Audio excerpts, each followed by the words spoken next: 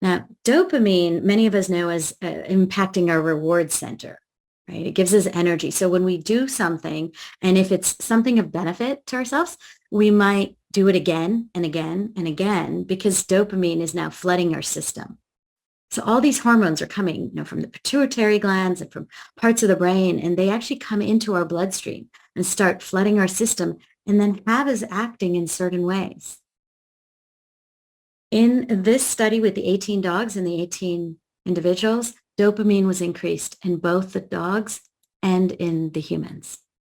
And then I have a picture of two voles here because voles have been used in many studies.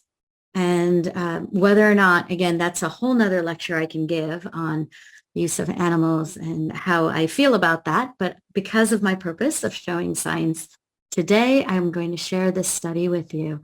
And voles have a wonderful bonding relationship with one other individual vole or two other individual voles where they form these mating behaviors. And so there's many studies that are done on voles. And one of the studies has this pair of voles. I'll show you, I think the easiest way that I'm going to do that is I'm actually going to draw it out for you. Because again, I like drawing. And so there is a vole, and this vole was sitting on one side. Oh my goodness. Okay, when I practiced this, I practiced it. I practiced it with my pen, but now I'm using my touch screen. So it's not the best image of a vole, but just, imagine that is the vole that I have. So we have a vole, and in between this vole and its partner is this huge wall that was built. Okay. And the wall does have a door in one little section.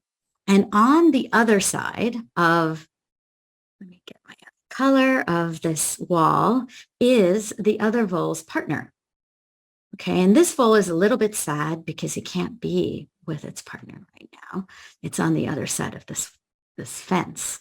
And so what this first vole does in this study, repeatedly, numerous studies showing this, is if there's a lever, so in one of the tests, there's this little lever that the vole can push and that opens the door. So if it can push the lever, it's going to go do that right away and get to the other side. But let's say that the lever isn't there. What this vole will do is it'll actually scale this entire wall and end up coming to the other side and then end up snuggling with its partner, which was really cool because now they both are happy. And all along the way in these studies, now remember there's numerous studies that are showing this, these voles have tiny little they're like fiber optic sensors that are inside of their brains that lights up and that show which part of the brain is lighting up. And so what happens, as I get out of this slide, is these two voles that you see here have a certain part of their brain that's lighting up. That part of the brain, okay, I'm going to do a really bad job pronouncing this because I'm not great with my anatomy, but it's a nucleus accumbens. And it's the part of the brain that lights up when dopamine is being released. And when they ended up together, it gets released even more. So it's getting released while they recognize that their partner is on the other side of this fence, but it gets released a ton in both of them. So they're like lighting up all over the place when they're together and when they're bonded.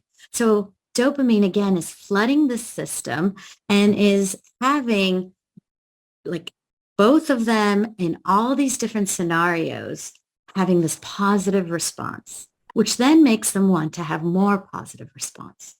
And again, the same exact type of neurophysiology was happening in people that were petting dogs.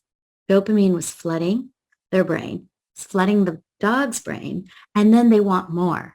Right. So like I know with my dog, if I'm petting her, that she'll roll over and then she'll ask me to pet her some more and then I'll want to pet her some more. And so this is like this continual chain that's happening.